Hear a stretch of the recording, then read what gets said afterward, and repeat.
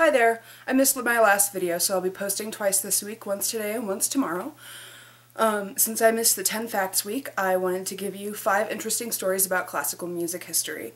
I know it's not quite 10, but the stories are a little bit longer than some of the shorter facts that I thought about doing, so I'm only doing 5. One thing that really bothers me is a lot of people our age think that classical music is really boring and stuffy and not that much fun, and when you look back at it, music history in general, whether it be classical, jazz, rock, or probably techno, there are a bunch of really interesting and sometimes sordid stories that go on because musicians in general just tend to be crazy.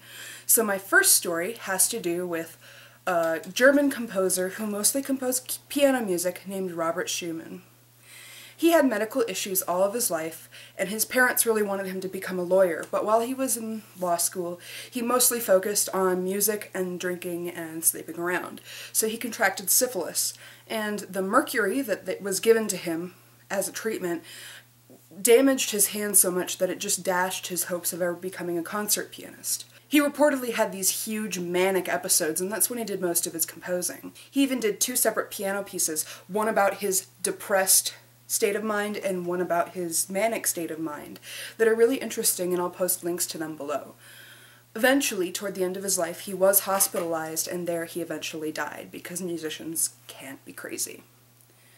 So that was the first story, and the second story is related. It's sort of a sequel to that. Robert Schumann had a best friend named Johannes Brahms, who you might have heard of, and a wife named Clara Schumann. And all 3 of them were very close, and when he became institutionalized, Johannes and Clara got really, really close.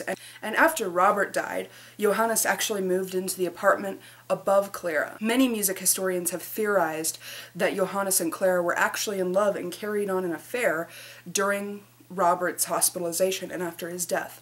But nobody's ever been able to prove this because Johannes and Clara destroyed a lot of their correspondences from later in their lives, which some people say was just for privacy, and other people use that as evidence that yes, they were having a torrid affair while Clara's poor husband was rotting in a mental health hospital. My third story is about Tchaikovsky.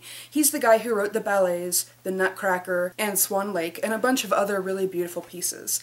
He was a Russian composer and considered to be a treasure of Russia. His official cause of death was cholera from drinking unboiled water during a cholera epidemic, but a lot of historians and even people at the time said that the facts didn't really match up to that. It was known that Tchaikovsky was a homosexual, and he was outed, and so some people theorized that he was forced to commit suicide rather than being exiled from Russia because he would rather die than never return to his motherland. Our fourth story is a little bit more lighthearted.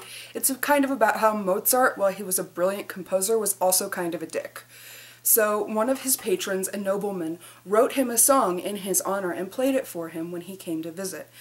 Mozart, after hearing this song once, turned the music upside down, started to play it, and then after completing one chorus, started improvising and improving upon the melody.